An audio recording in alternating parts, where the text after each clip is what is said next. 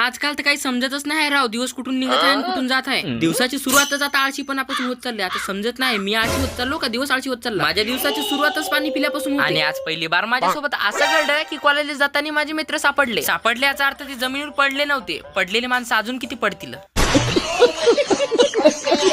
Guys तिथं हसाच होतं. तुम्ही नसल हसले तर पुढे हसा. आज या दिवसभरात मी 2 खेप माया पोपट झाला. दोन्ही खेप डब्बा पाला गेलो आणि 2 खेप डब्बा नव्हता. मेसवाल्या काकाने जेवढ्या प्रेमाने डब्यावर नाव लिहिलं तेवढ्याच प्रेमाने जर प्रॉपर्टीवर लिहिलं असतं तर मला डब्याची वाट पाहायचं काम नसतं पडलं. माया गावातले मित्र म्हणते की तुझ्या मेसचा डब्बा पाहिला की तोंडाले पाणी येते, म्हणून मी आज डब्बा दाखवला नाही. खरं तर आज डब्यात काय आलं तर मला माहितच नाही. मी मा मैत्रिणीचा डब्बा खाल्ला आणि मा मैत्रिणीने मायावाला खाल्ला.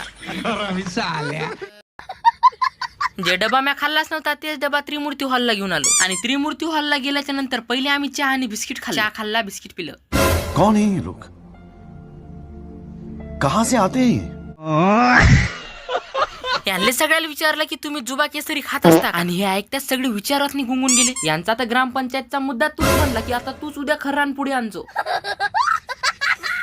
मला वाटलं त्या सगळ्याला माझी गोष्ट पटली असेल, पण त्याने तर तुम्ही मला हाकलून द्याला. डोंट वरी गाईज, आपण बेसरम माणूस आहो. कुठे गेलो तरी आपला बेसरमपणा सोडत नाही. बिचारा मा मित्र चहा पिला आणि दारू सांगत आली. माझ्या हृदयापाशी असणाऱ्या फेफड्यांना म्हणजेच मा मित्रांना बाय बाय करून मी हॉस्टेलवर पोहोचलो. मला प्रत्येक वेळा 2 बोट दाखवायची सवय पडली. एवढं पाहून ते आज देवकन बी डिप्रेशन मध्ये चालला जायचा होय. काय चालू आहे रे बाबा हे. भेटू नंतरच्या ब्लॉगमध्ये. बाय.